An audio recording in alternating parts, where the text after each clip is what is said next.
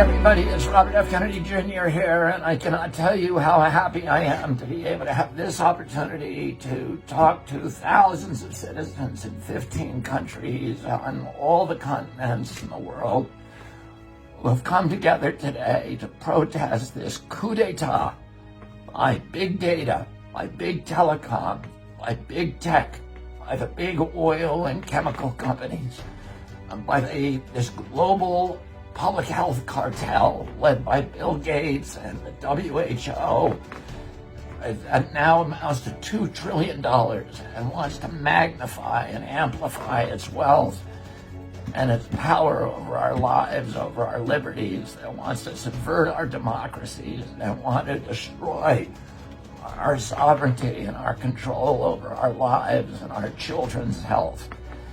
And I want to remind you, those of you who are not Americans, of something that every American child learns when we're growing up in this country about our history.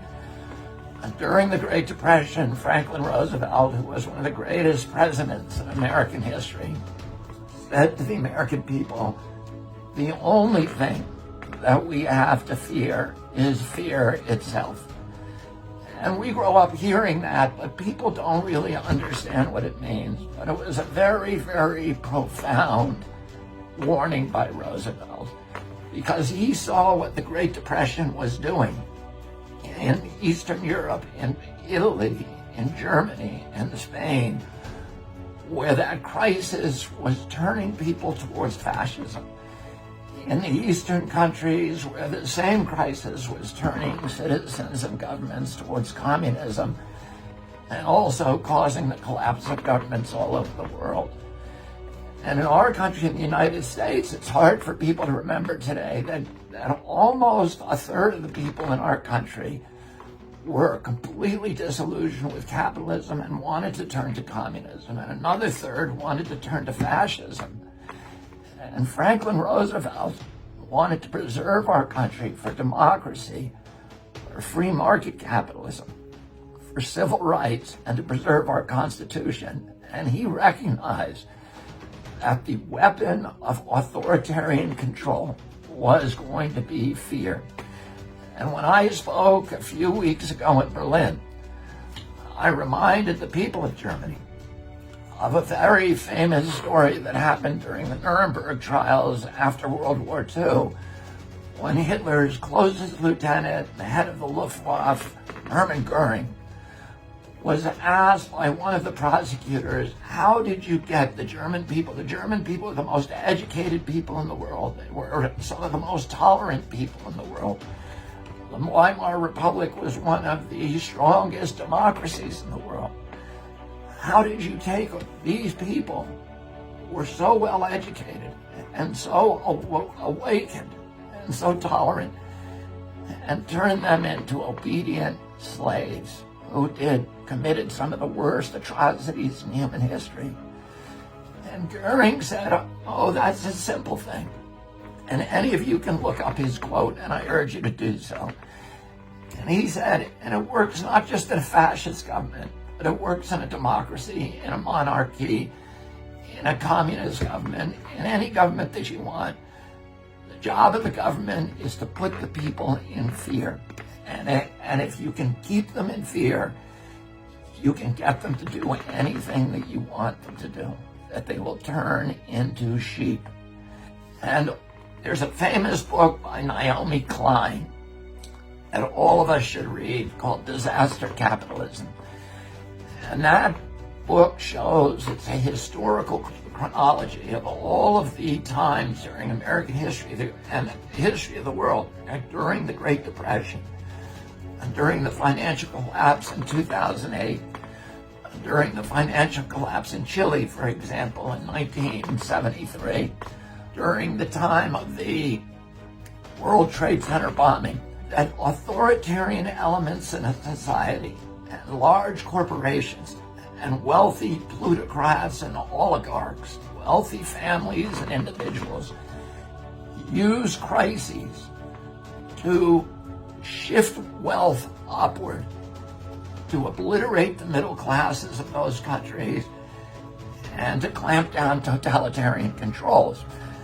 And of course, it's an obvious thing that people who are used to voting for their governments are not going to vote for policies that make the rich people richer, that give corporations even more power over their lives, that reduce democracy and reduce civil rights.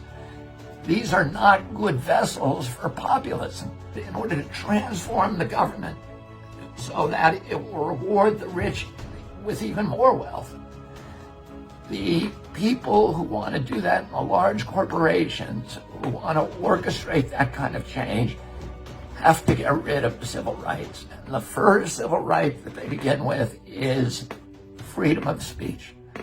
They need to clamp down censorship, because censorship is the most important right. In our country, we put it number one, the First Amendment of the Constitution, because all the other rights depend on it. If a government can hide what it's doing, it can get away with anything it wants. If a corporation can lie to you and conceal information, if there's no transparency in a democracy, you do not have a democracy.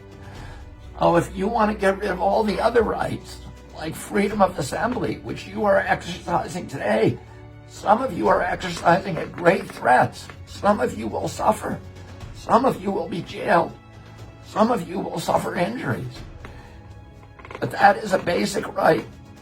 The right to freedom of expression, the right to jury trial, the right to freedom of religion, the right to privacy, the right to have governments that don't spy on you and keep your information.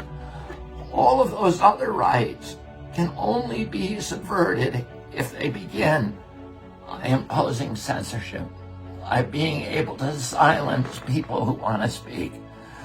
So the coup d'etat that we are all fighting today is a coup d'etat that starts with a conspiracy between the government agencies and the big technology companies, the Silicon Valley billionaires, people like Zuckerberg and Bill Gates, and the people who run Google and Facebook and Pinterest and all of these other Silicon Valley corporations who are now in this conspiracy to make sure that we cannot talk about our grievances. We cannot say bad things about pharmaceutical products. We cannot question government policies that make no sense to us. And I'm going to say a few things about some of those government policies. Number one, I am not a conspiracy theorist. I follow the facts. I don't know that the COVID illness was laboratory generated in Wuhan. There is plenty of evidence that it was, but not enough evidence for me to say that it's a fact. My question is, why don't we know the answer to that?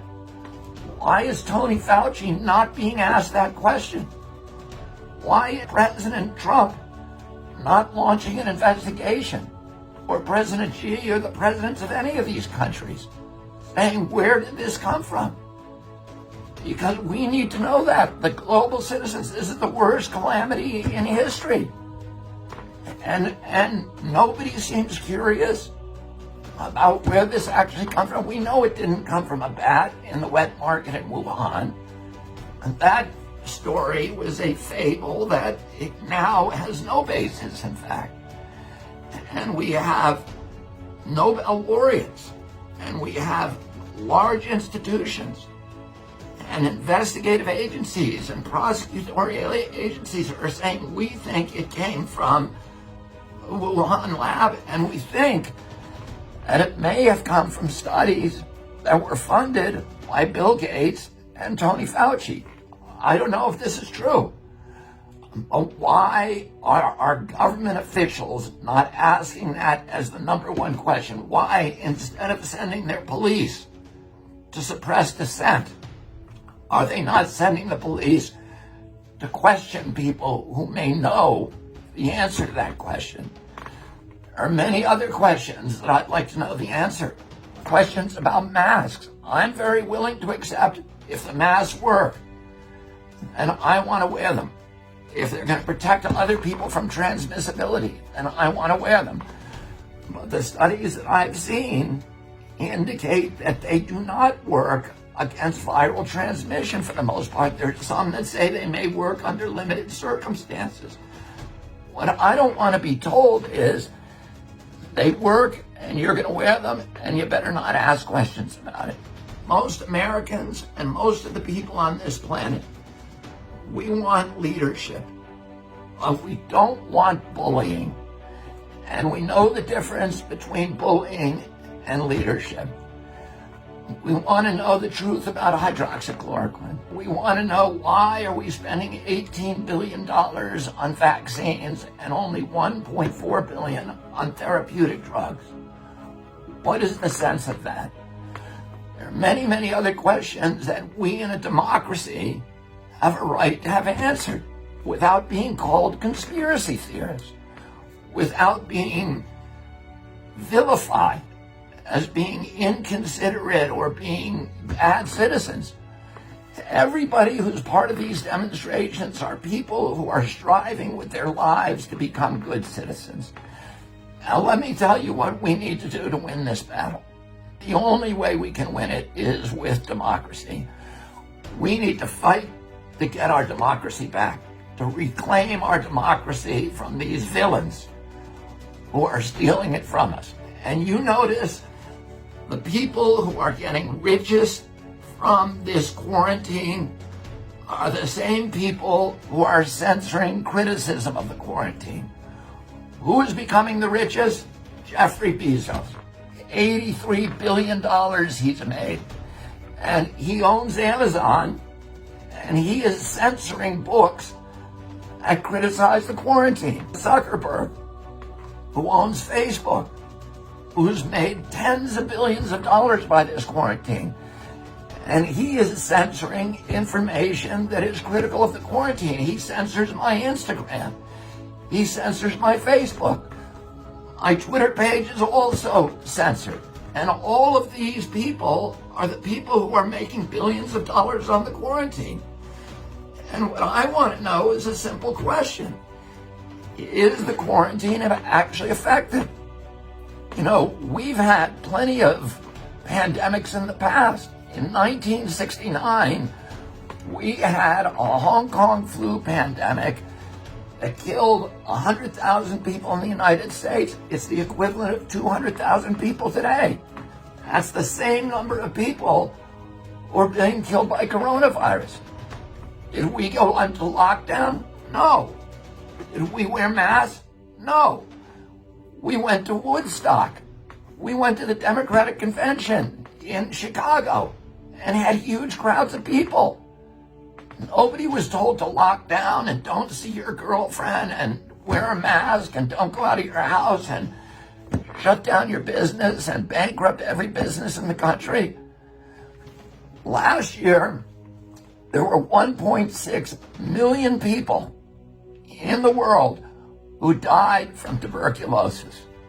We have 1.6 million people die every year from tuberculosis. We're not wearing masks. We're not on lockdown. What's the difference between tuberculosis and coronavirus?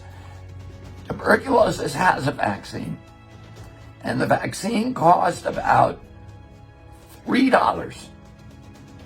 And that's why we're not on lockdown, because nobody is making $39 a vaccine or $300 a vaccine the way that Moderna and AstraZeneca and Johnson & Johnson are making from this catastrophe. And that is the only reason that I can think of. And I'm happy if somebody tells me there's another reason. But let's hear it. Don't just shut me up. Don't just tell me that I can't debate. Here's what we need to do. We need to do exactly what you're doing today. We need to come out on the street and we need to stick together. What the big tech villains and scoundrels and Mark Zuckerberg and Jeffrey Bezos and Bill Gates and Tony Fauci want you to do is they want us fighting with each other. They want blacks fighting against whites. They want Republicans fighting against Democrats. They want everybody polarized. They want everybody fragmented. Because they know that if we all get together, we're going to start asking questions. And those are questions that they can't answer. Why are you getting rich and why are we all getting poor? And what's the difference between tuberculosis and coronavirus? And why are we not wearing masks for the tuberculosis, but we are for the coronavirus? And where did it all come from? And all of those questions that we deserve an answer to, and we're not getting answered. We need to stick together. If you're a Republican or Democrat, stop talking about that. Stop identifying yourself. The enemy is big tech, big data, big oil, big pharma, the medical cartel, the government totalitarian elements that are trying to oppress us, that are trying to rob us of our liberties, of our democracy, of our freedom of thought, of our freedom of expression, of our freedom of assembly, and all of the freedoms that give dignity to humanity. And the last thing that all of us need to do is we need to stay educated and informed. And one of the things that I want to announce to you today is that Children's Health Defense, my organization, with the help of many of you who are on these crowds, is launching a journal, a daily journal, and we are going to weaponize information for you. We're going to tell you what the newest science is. We're going to take all the information that is censored everywhere else, and we're going to reprint it in our publication. And you can get that every day. So if you see something that is censored, we want to hear about it because we want to put it up. We are going to be the enemies of censorship. We are going to be the refuge. And we're going to allow debate. We're going to make sure it's civil debate. We're going to encourage people to be nonpartisan. We're going to allow people to come and have different opinions than us. We are not scared of debate the way pharmaceutical company and Bill Gates and Mark Zuckerberg and Jeffrey Bezos and Tony Fauci are terrified of debate. We welcome debate. We want to hear, if you've got a different opinion than me, I want to hear about it and I want to see your science. And I want the public to hear us talking about it and debating about it, because the free flow of information, the cauldron of debate, is the only thing that allows governments to develop rational policies in which self-governance will actually work and triumph. You are on the front lines of the most important battle in history, and it is the battle to save democracy and freedom and human liberty and human dignity from this totalitarian cartel that is trying to rob us simultaneously in every nation in the world of the rights that every human being is born with. So thank you for your courage, thank you for your commitment, and thank you for your brotherhood. And I can pledge to you that I will go down dying with my boots on, fighting side by side with all of you to make sure that we return these rights and preserve them for our children. And I will see all of you on the barricades. Thank you.